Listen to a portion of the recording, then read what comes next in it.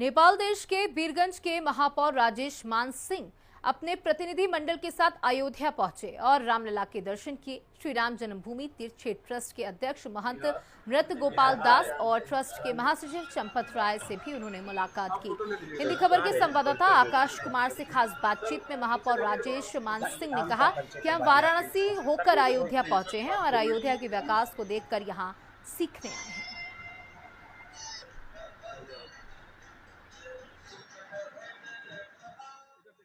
प्रभु श्री राम की ससुराल कही जाने वाले नेपाल से आज वहां बीरगंज के मेयर राजेश मान सिंह अयोध्या में हैं। अयोध्या में उन्होंने दर्शन पूजन किया है और कई कार्यक्रमों में भी वो शिरकत कर रहे हैं। इस वक्त अयोध्या में सर आप हैं और अयोध्या की और नेपाल की अगर बात करें रिश्ते की तो रिश्ता एक महत्वपूर्ण माना, क्योंकि ससुराल की बात आती है। तो इस वक्त अयोध्या और फैजाबाद मतलब नेपाल के बीच रिश्ते कैसे सुदृढ़ हो रहे हैं? देखिए, खासकर क्या है कि जो भगवान श्री राम जो हम लोग के जीजा लगे उनके घर हम लोग आए हैं।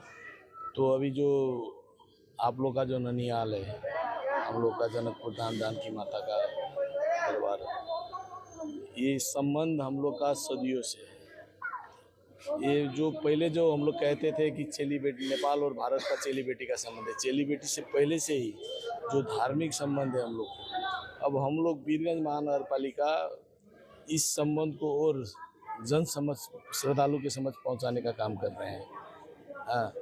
जो अभी यहाँ से अभी जस्ट 2 महीने बाद यहाँ से डोली जाएगी माता जानकी के घर नेपाल में, तो उसका स्वागत करने के लिए हम लोग बेसब्री से इंतजार कर रहे हैं। इसके लिए और जोर शोर से हम लोग प्रचार प्रसार कर रहे हैं ताकि यहाँ से जितने भी बाराती लोग आए उनका स्वागत हम लोग अच्छी तरह से करें। वैसे ही नेपाल में सब जगह हम लोग बीरगंज के रास्ते से ही वो बाराती जाएगी।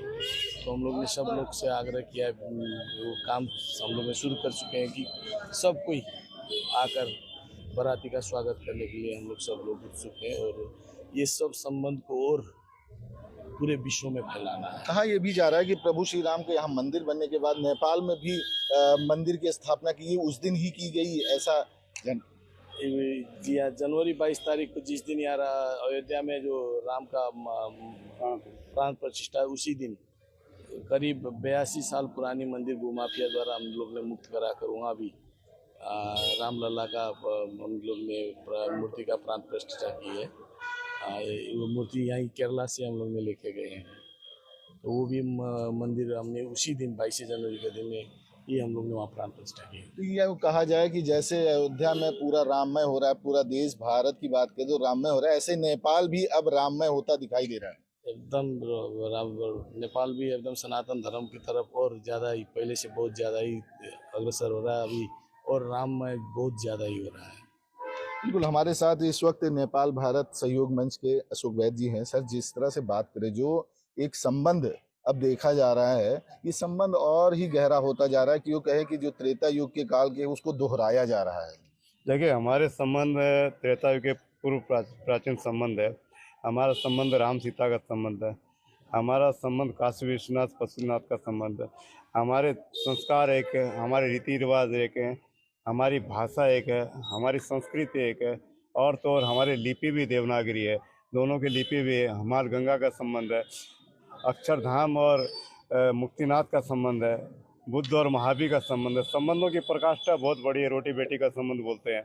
तो हमारे बहुत अटूट संबंध है और ये संबंध और आगामी दिनों में और मजबूत होते रहेंगे। संबंधों की बात करते हैं तो सर, बात करें तो मुख्य उद्देश्य जिस तरह से आज सर ने बताया कि पहले यहाँ से डोली जाएगी तो वहाँ स्वागत करेंगे हम लोग बारातियों का, तो जैसे ये इसके लिए क्या यहाँ पे लोगों को निमंत्रण भी दिया गया है इसके लिए? ऐसा है कि ये हर 3 वर्ष या 4 वर्ष के ऊपर में एक विवाह पंचमी पर बारात जाती है।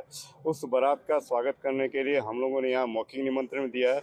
हमने उत्तर प्रदेश के माननीय मुख्यमंत्री योगी आदित्यनाथ जी को भी पत्र भेजा है हमने, और भी कई लोगों को पत्र भेजा है। हम लोग उनका भव्य स्वागत करने के लिए आतुर है।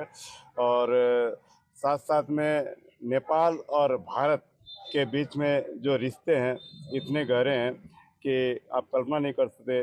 जिस दिन यहाँ पर रामलला की प्राण प्रतिष्ठा हुई थी, उस दिन भी पूरा नेपाल में यहाँ राममय था, तो पूरा नेपाल भी राममय हो रखा था।